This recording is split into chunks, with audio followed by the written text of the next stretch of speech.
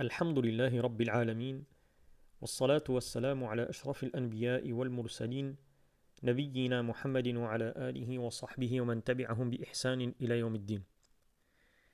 قال المصنف رحمه الله تعالى: فصل: ومن بجسده جراح أو دمل أو غيرها وخاف من غسلها مرضا أو زيارته أو تأخر برء مسح عليها، فإن خشي ضررا مسح على ما لاصقها من دواء أو غيره، فإن تعذر مسح على العصابة ولو ربطها على غير طهارة. ولا يجوز له التيمم إلا إذا كان الصحيح قليلا جدا كيد في أعضاء الوضوء، أو كان أكثر من ذلك وكان غسله يضر بالجريح، وإلا فيغسل الصحيح ويمسح على الجريح، وإن زال ما على الجرح فرده أو غيره وطهارته باقية مسح فورا عليه، فإن استغنى عن ذلك غسل، وإن زال وهو في صلاة بطلت. Donc l'imam, rahimahullah ta'ala, après avoir exposé les règles du tayammum, consacre ici un chapitre au mash sur la jabira, c'est-à-dire à l'essuyage des pansements appliqués sur les plaies et les blessures. Et cette question concerne aussi bien les ablutions que le ghusl. Et elle illustre un principe fondamental de la jurisprudence. L'obligation demeure le lavage des membres, mais lorsque celui-ci devient préjudiciable, la charia a prévu des modalités de substitution adaptées à la situation de la personne malade. Il dit rahimahullah ta'ala: وَمَنْ بِجَسَدِهِ جِرَاحٌ أَوْ دُمَّلٌ أَوْ غَيْرُهَا وخاف من غسلها مرضا أو زيارته أو تأخر برء مسح عليها، فإن خشي ضررا مسح على ما لاصقها من دواء أو غيره، فإن تعذر مسح على العصابة ولو ربطها على غير طهارة.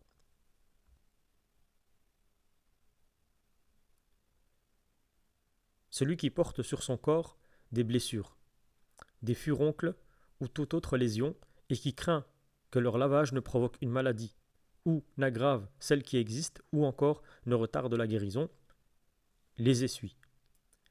S'il craint un préjudice en les essuyant directement, il essuie ce qui est appliqué comme médicament ou autre. Si cela est également impossible, il essuie le bandage, même si celui-ci a été posé sans état préalable de pureté. L'imam aborde ici donc les règles relatives au mash comme nous l'avons mentionné.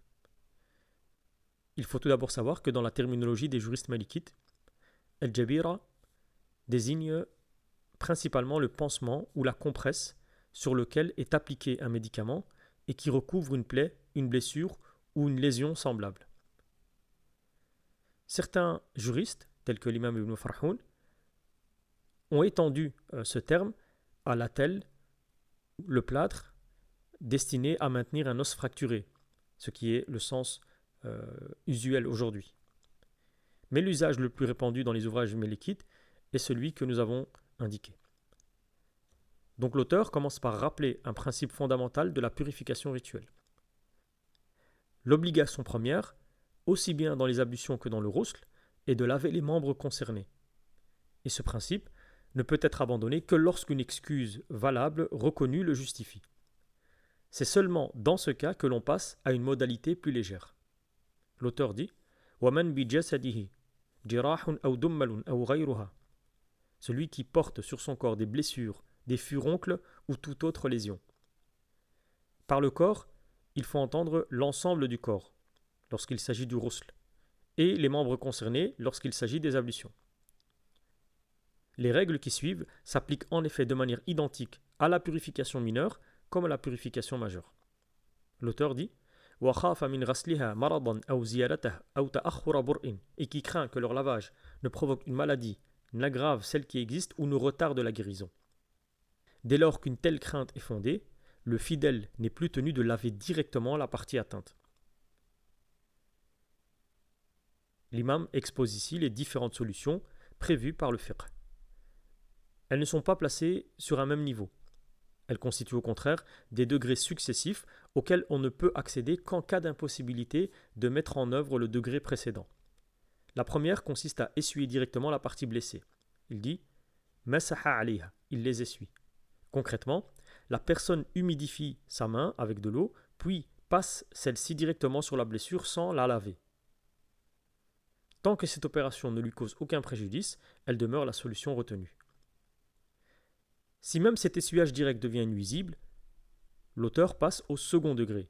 فَإِنْ خَشِيَ ضَرَرًا مَسَحَ عَلَى مَا لَاصَقَهَا مِنْ دَوَاءٍ أَوْ غَيْرِهِ. S'il craint un préjudice, il essuie ce qui est appliqué comme médicament ou autre. Dans ce cas, l'essuyage ne porte plus sur la blessure elle-même, mais sur le pansement ou le médicament qui la recouvre. Et c'est précisément ce revêtement que les juristes désignent ici par le terme de jabira. Si cette seconde solution elle-même n'est plus possible, l'auteur prévoit un troisième degré, il dit فَإِنْ تَعَذَّرَ مَسَحَ عَلَى الْعِصَابَةِ. Si cela est impossible, il essuie le bandage. Al-isaba désigne donc les bandes ou les étoffes qui maintiennent le pansement en place. Lorsque l'essuyage du pansement lui-même n'est pas réalisable, il devient permis d'essuyer directement sur ces bandes. L'auteur ajoute enfin وَلَوْ رَبَطَهَا عَلَى غَيْرِ طَهَارَةٍ. Quand bien même elles ont été posées sans état préalable de pureté. Donc, contrairement aux règles relatives au khuffayn, il n'est donc pas exigé que ces bandes aient été mises en place alors que la personne se trouvait en état de pureté rituelle. Et il convient ici d'apporter deux précisions. La première est que si les bandes dépassent la zone blessée en raison des nécessités du pansement, cette extension n'empêche pas leur essuyage. Une telle situation est considérée comme inhérente à la manière dont un pansement doit être fixé. Deuxièmement, ces différentes solutions ne sont pas laissées au libre choix du fidèle. Elles constituent une progression obligatoire. Tant qu'il est permis d'accomplir le degré supérieur, il n'est pas permis de passer au suivant. Ainsi, 4 situations se succèdent. Le lavage du membre, qui demeure la règle de principe. Deuxièmement, l'essuyage direct de la blessure lorsque le lavage devient nuisible. Troisièmement, l'essuyage du pansement lorsque la blessure ne peut être touchée. Et enfin, l'essuyage des bandes qui maintiennent ce pansement lorsque même celui-ci ne peut pas être essuyé. Ensuite, l'auteur dit ولا يجوز له التيمم إلا إذا كان الصحيح قليلا جدا كيد في أعضاء الوضوء أو كان أكثر من ذلك وكان غسله يضر بالجريح. Donc, il ne lui est pas permis de recourir au tayammum, sauf si les parties saines sont extrêmement peu nombreuses, comme une seule main parmi les membres des ablutions, ou si elles sont plus nombreuses, mais que leur lavage porte préjudice aux parties blessées. Dans les autres cas, il lave les parties saines et essuie les parties blessées.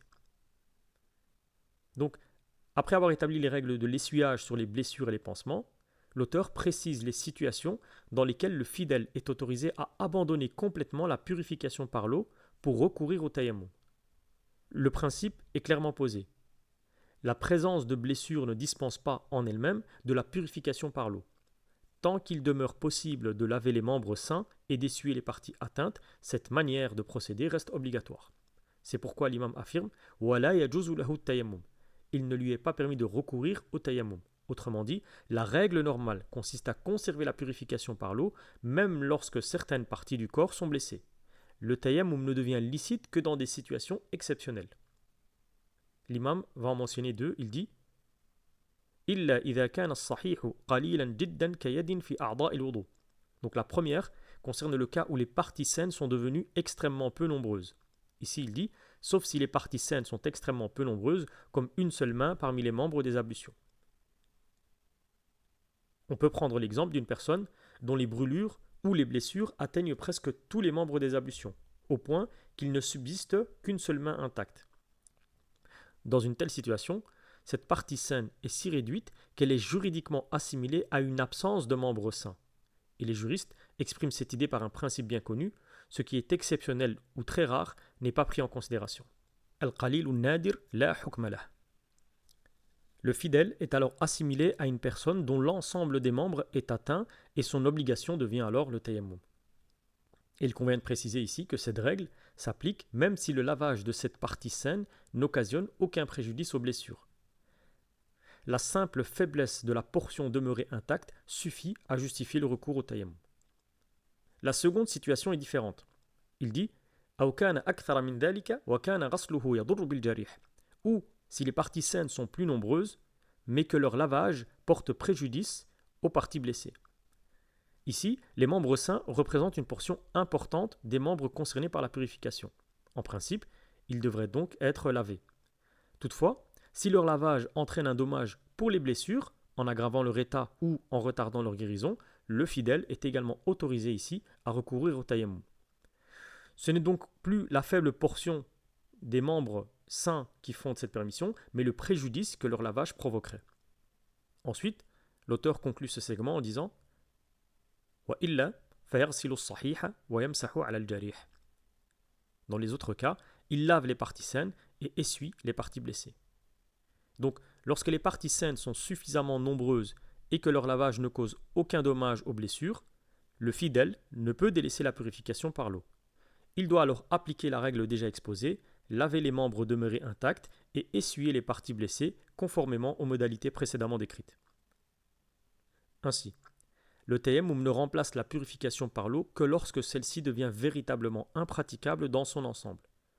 En revanche, dès qu'il est possible de conserver, même partiellement, la purification par l'eau, sans causer de préjudice, celle-ci demeure l'obligation première du fidèle. Ensuite, l'auteur va examiner une question pratique. Que se passe-t-il lorsque ce qui recouvre la blessure est retiré ou n'est plus nécessaire? Et nous allons voir que la réponse dépend du moment où cette disparition intervient, ainsi que de l'état de pureté de la personne. Et les juristes distinguent plusieurs situations afin de préserver autant que possible la continuité de la purification. L'imam dit وَإِنْ زَالَ مَا عَلَى الْجُرْحِ فَرَدَّهُ أَوْ غَيَّرَهُ وَطَهَارَتُهُ بَاقِيَةٌ مسح فورا عليه فإن استغنى عن ذلك غسله وإن زال وهو في صلاة بطلت. Si ce qui recouvrait la blessure est retiré, puis qu'il le mette en place ou le remplace par un autre, alors que sa purification est toujours valide, il doit aussitôt l'essuyer. Si ce pansement n'est plus nécessaire, il lave l'endroit concerné.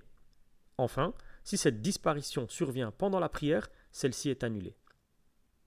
Donc on voit que l'auteur s'intéresse aux conséquences de la disparition du pansement ou du bandage qui recouvrait la blessure. Il dit وَإِنْ زَالَ مَا عَلَى الْجُرْحِ. Si ce qui recouvrait la blessure est retiré. Ce retrait peut se produire de deux manières. Soit le pansement peut tomber de lui-même, ou bien il peut être retiré de manière volontaire. L'auteur dit فَرَدَّهُ أَوْ غَيَّرَهُ, puis qu'il le remette en place ou le remplace par un autre. Et cette règle, elle n'est valable qu'à condition que sa purification est toujours valide. C'est pourquoi l'imam dit وَطَهَارَتُهُ بَاقِيَةٌ. Autrement dit, aucun acte annulant les ablutions ne doit être intervenu entre-temps. Dans cette situation, l'imam précise مَسَحَ فَوْرًا عَلَيْهِ. Il doit aussitôt l'essuyer. Donc l'essuyage doit être effectué immédiatement, sans retard volontaire. En procédant ainsi, la personne conserve la validité de sa purification. Si le remplacement du pansement ou l'essuyage est différé, les règles de la continuité, ce qu'on appelle al-mu'ala ou bien al-fawr, s'appliquent. Donc, lorsque le retard est dû à un oubli, la personne reprend simplement l'essuyage dès qu'elle s'en souvient, même si un certain temps s'est écoulé. En revanche, lorsque le retard résulte d'un choix délibéré ou d'une incapacité momentanée, la distinction est la même que dans le chapitre consacré al-fawr, donc à la continuité des ablutions. Si l'interruption demeure courte, la purification reste valable. Si elle devient longue, il faut reprendre les ablutions depuis le début. Ensuite, l'auteur envisage une autre situation. Il dit « Si ce pansement n'est plus nécessaire, il lave l'endroit concerné. » Donc ici, il s'agit du cas où la blessure a guéri, par exemple, et où le pansement n'a plus de raison d'être. La personne doit alors revenir à la règle de principe qui est le lavage du membre. Une petite précision concernant la formulation. Celle-ci vise principalement les membres qui doivent être lavés, comme le visage ou les mains. Et si la partie concernée appartient aux membres qui sont normalement essuyés, tels que la tête, elle reprend naturellement l'essuyage prescrit par la purification ordinaire. Ensuite, l'auteur conclut par une dernière situation. Il dit وَإِنْ زَالَ وَهُوَ فِي صَلَاةٍ بَطَلَتْ. Si cela survient pendant la prière, celle-ci est annulée. Ce segment peut être interprété de deux manières. La première interprétation consiste à comprendre que le pansement lui-même tombe ou est retiré pendant la prière. La seconde situation consiste à comprendre que l'excuse disparaît pendant la prière. Par exemple, lorsque la blessure est désormais suffisamment guérie pour que le pansement ne soit plus nécessaire.